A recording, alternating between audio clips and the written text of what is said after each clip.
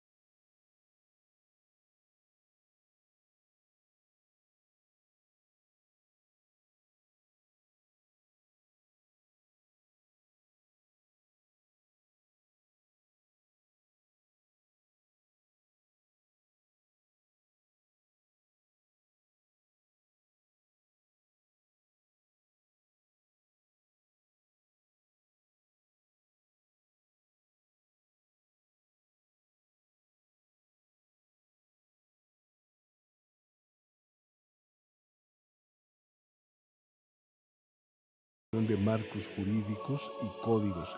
Su nombre, así lo dijo el primer día ante los electores de León XIV, evocando y en honor a León XIII y su encíclica Rerum Novarum. Justo 135 años después, publica Magnificat Humanitas. Querido Dan, ¿qué gesto tiene este paralelismo simbólico entre dos encíclicas que precisamente hablan de revoluciones, una digital, la actual, y la otra industrial, que fue en el siglo XIX?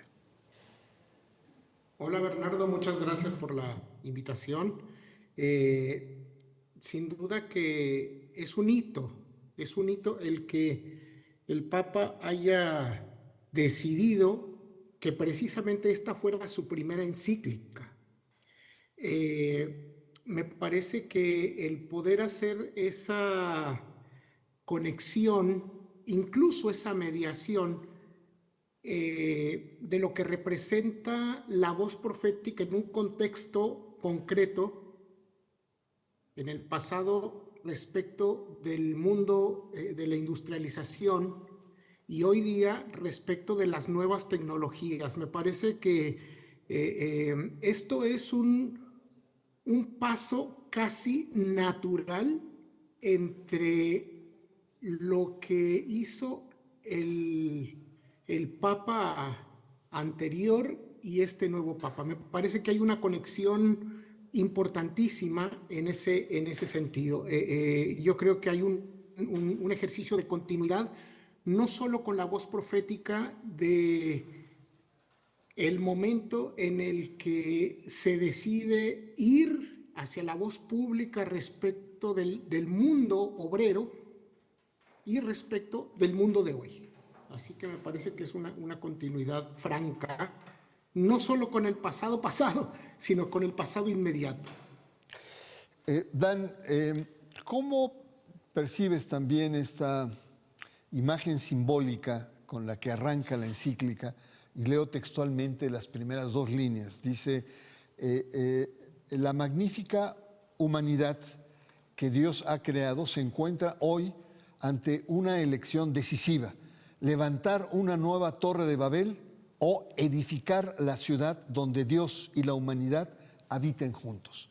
Así arranca, y es una, como tú lo planteaste muy bien en el texto que me enviaste, es como un paralelismo que cruza toda la encíclica. Esta imagen de dos ciudades, además muy de San Agustín, ¿no? Muy agustiniana, está lo que diríamos en términos sociológicos la teoría de la dualidad, que se puso muy de moda a fines del siglo pasado. Justamente eso iba a comentar, Bernardo, que para quienes venimos de la tradición protestante, esto es muy significativo. Conecta con esa raíz profunda que tenemos los cristianismos de Occidente, precisamente con la figura de San Agustín y la ciudad de Dios. Me parece que aquí hay un ejercicio muy serio de exégesis también, en medio de todo lo que significa articular un discurso como este en torno a la inteligencia artificial, pero no solo en torno a la inteligencia artificial, sino a la robótica, a las nuevas tecnologías en general, el poder recurrir al tejido sagrado, me refiero al texto bíblico, con dos imágenes poderosísimas como son Babel y la reconstrucción de Jerusalén, me parece incluso una perspectiva escatológica que está permeando el texto. Otra cosa importantísima, me parece que está muy bien cuidado en el aspecto interreligioso, porque bien pudiera haberse tomado la imagen de la Nueva Jerusalén en el Apocalipsis. Sin embargo, decide hablar de la ciudad reconstruida de Nehemías, que es común a las tres religiones abrámicas. Ajá. Al judaísmo, al catolicismo, al islam. En ese sentido me parece que además el texto es sumamente poderoso. Ante la megalomanía que representa Babel en una apropiación actual del texto, se nos presenta la posibilidad de construir un mundo más horizontal desde la perspectiva del cuidado y la casa común. Eso me parece muy fuerte. No, totalmente de acuerdo. En Babel significa la versión exagerada de este mundo tecnológico, frío, sin pasión, autoritario, totalmente casado con el lucro. Y construir Jerusalén significa la dimensión más comunitaria, es construirla entre todos, hacer nuevos muros. Finalmente, para cerrar el primer bloque, querido Dan, preguntarte, el Papa reconoce que usa una expresión dura, que es desarmar la inteligencia artificial. ¿Cómo percibiste esta expresión? Él mismo reconoce que es dura, pero era para llamar la atención del dramatismo que la humanidad está envuelta. Es un dramatismo civilizatorio en el cual estamos envueltos todos los seres humanos en la actualidad. Es que este es un recurso profético, ni más ni menos. Anclándonos en la tradición bíblica más rancia en el sentido de la voz profética que habita el Antiguo Testamento. Los profetas tenían que hacer escándalo. De hecho, esta palabra que traducimos al castellano, al español como profeta, Nabí, en realidad significaba cantante, pero era también literalmente loco. Y no es que los profetas estuvieran desquiciados, sino que hay una suerte de performance o performancia, no sé si esa palabra existe realmente en el castellano, pero de presentación que tiene que ser no exagerada, sino realmente profunda y que toque las fibras de quien la lee. Me parece que en este sentido logra su cometido. Hay una cuestión sumamente interesante en la encíclica porque la redacción nos permite observar que se conoce muy bien los alcances de las nuevas tecnologías, particularmente de la inteligencia artificial. Este texto quiere generar una reacción tal, quiere generar un impacto tan profundo que tiene que utilizar un lenguaje de este tipo, ¿no? Vamos a desarticular cuando en realidad tanto la imagen de Babel como la imagen que está por detrás de estos esfuerzos tecnológicos está precisamente en la articulación de un mundo único, ¿no? Universal, ¿no? Y en ese sentido, lo que creo que nos mueve esta encíclica es precisamente a pensar en las diversidades. Y eso es algo muy poderoso mercadológicamente hablando. Muy bien, Dan, pues vamos a una pausa. Yo le recuerdo a nuestro auditorio que estamos conversando con Dan González, un teólogo, y lo más interesante también es que está analizando una encíclica católica de un papa católico desde la sensibilidad del universo protestante. Vamos a una pausa, estamos conversando en torno a la encíclica Magnificat Humanitas del Papa León XIV. En un momento regresamos, usted está en el hilo negro.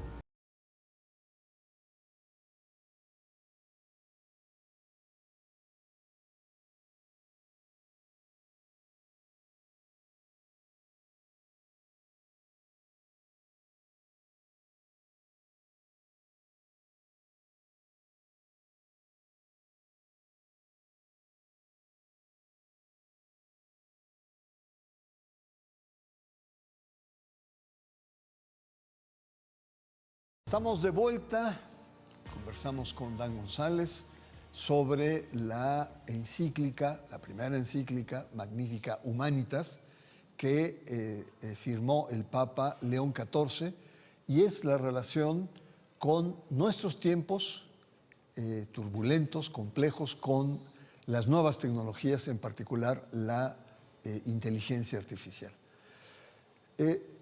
Dan, has afirmado que el valor principal de esta encíclica del Papa León XIV consiste en resituar la inteligencia artificial dentro de la gran tradición de la Iglesia, de la gran tradición de la doctrina social de la Iglesia católica. ¿Por qué haces esta afirmación también como muy contundente? Y en esa conexión que hablábamos, ¿no? La selección de su nombre como obispo de Roma me parece que es un signo bastante visible, y en ese sentido el decidir que sea exactamente en el aniversario de la otra encíclica me parece que son signos visibles de cómo hay esta intencionalidad de origen. Volver a la doctrina social cristiana me parece fundamental en este tiempo, y creo que es también una forma, una manera de decir cosas no solo hacia afuera de la iglesia, sino hacia adentro. Ajá.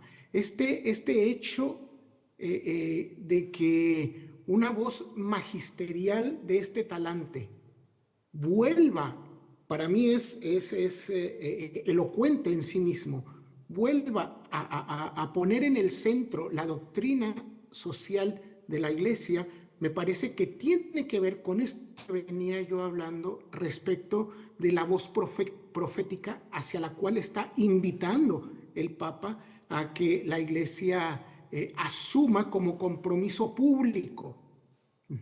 El Papa está dialogando con dos mundos que son uno solo. La Iglesia ad intra y el contexto de la Iglesia, es decir, ad extra, hacia afuera. Y en ese sentido me parece que la encíclica es una genialidad magisterial, pero también discursiva en cuanto al impacto que puede tener. Muchas gracias, Dan, que nos estamos conversando con Dan González, doctor en teología. Viene de una experiencia protestante y es muy interesante el ver cómo analiza desde un horizonte y sensibilidad diferente esta encíclica. Hay que decir también, recordar a nuestro auditorio, que la Rerum Novarum de León XIII introdujo dos grandes acciones. Uno, la formulación de la doctrina social cristiana, la doctrina social de la Iglesia, y el otro, movimientos sociales, que es un tema para otro momento, pero movimientos sociales que van desde partidos católicos, sindicatos católicos, orfanatos, hospitales, escuelas, universidades, en fin. Y ahí habría que ver qué es lo que va a despertar esta encíclica. Por lo tanto, ha despertado muchas polémicas. Peter Thiel, fundador de una gran empresa tecnológica, Palantir, estas empresas monstruosas, él es multimillonario, empresas tecnológicas de Silicon Valley. Durante estos últimos semanas hizo conferencias en Roma, recientes, algo muy cercano, y ahí llamó al Papa León XIV hereje y anticristo. La pregunta, Dan, es, bueno, si lo está diciendo incluso antes de la encíclica, yo me pregunto cómo la inteligencia artificial con todos, digamos, los trucos. El Papa dice, no estoy en contra de la inteligencia artificial, pero no es neutral y responde a intereses. ¿Tú crees que vamos a ver campañas negras y de desprestigio al Papa y a la Iglesia Católica a través, ya empezó uno de estos grandes magnates contra el Papa? ¿Cómo la ves? Bueno, eso no es nuevo, ¿no? Eso sería ni más ni menos que una consecución respecto de la tradición profética de la Iglesia. Eso creo que ni a mí me preocupa ni al Papa tampoco. Al lanzar esta encíclica, él sabía perfectamente que iba que esto se convertía en una crítica directa a las entrañas de los imperios que rigen hoy en el mundo. En ese sentido, no se podía esperar más, pero no se podía esperar menos. Me parece que en este sentido, o desde esta perspectiva, la encíclica busca encontrar el lugar perfecto para tratar de hacer esta desarticulación de las expectativas que genera la revolución digital. En este sentido, lo que hay que rescatar desde el nombre de la encíclica es su perspectiva netamente antropológica. Y eso no es un asunto menor, eso es un asunto primordial. Los detractores de esta encíclica y particularmente del Papa hoy no son otros sino los mismos detractores de aquellas figuras cristianas que siempre han puesto el dedo en la llaga. Francisco tuvo los suyos también, porque Laudato Si no fue un juego de niños. Son palabras magisteriales que ponen el dedo en la llaga. Lo hizo Juan 23 también. Es decir, la voz profética siempre tiene sus consecuencias. Totalmente de acuerdo. Y bueno, es importante señalar que el Papa no está contra las nuevas tecnologías, sino está en contra del uso abusivo, incluso militar, sobre todo el tema militar es lo que le preocupa mucho. Pero antes de entrar a ese tema, que sería nuestro último punto, quisiera preguntarte sobre esto que has afirmado, es decir, la encíclica lo que busca, y así lo dice tu título, es mantener la dignidad humana, ¿no? Esta dimensión, y volvemos un poco a las dos ciudades, una ciudad fría, tecnológica, muy hecha, muy armada, pero sin sentimientos, como es la tecnología de la inteligencia artificial. Y la otra, una comunidad abierta, franca, con ternura, una expresión que te gusta usar mucho, Dan, ¿no? La ternura, el amor, la cercanía, es lo que aspira. Ahora, son dos aspectos que tocan esta crisis, podríamos decir, civilizatoria que estamos viviendo. ¿Cuáles serían para ti estos paradigmas contrapuestos de estas dos ciudades, Babel y la reconstrucción de Jerusalén? Bueno, ni más ni menos que tiene que ver con los ideales imperialistas, y no estoy hablando solo de una crítica marxista. En realidad, los imperios han surgido en la historia de la humanidad mucho antes del siglo XIX, pero tiene que ver con esta oposición fundamental entre las perspectivas imperialistas y también, por otro lado, las perspectivas de justicia y de misericordia. En ese sentido, me parece que precisamente la oposición fundamental está entre un mundo con ternura, como lo acabas bien de referenciar en torno a mis textos, frente a un mundo de durezas, pero de durezas bestiales. La bestialidad es aquella que está en el fondo de estas prácticas deshumanizantes, porque a final de cuentas los desarrollos tecnológicos, no los de hoy con esta revolución digital, los de toda la vida, en toda la historia de la humanidad, han tenido como fundamento algo que tú ya mencionaste y que yo estaba dejando también para el final, el desarrollo militar. Todos los grandes desarrollos tecnológicos, inventivas tecnológicas, y la figura de Babel es central en esto, tienen que ver precisamente con cómo se brinda seguridad a esa gran torre. Fíjate que en el texto de Babel precisamente no solo era construir la ciudad, una ciudad que llegara a Dios, sino crear una torre. Y la torre es el símbolo militar del tiempo en el cual se está ubicando el texto de Babel. Totalmente de acuerdo. Y para muchos hay algunos rumores de que este quinto apartado de la encíclica se tuvo modificaciones, sobre todo a raíz de los conflictos que tuvo el Papa con Donald Trump, y donde se reitera que ninguna religión puede avalar, justificar cualquier tipo de violencia.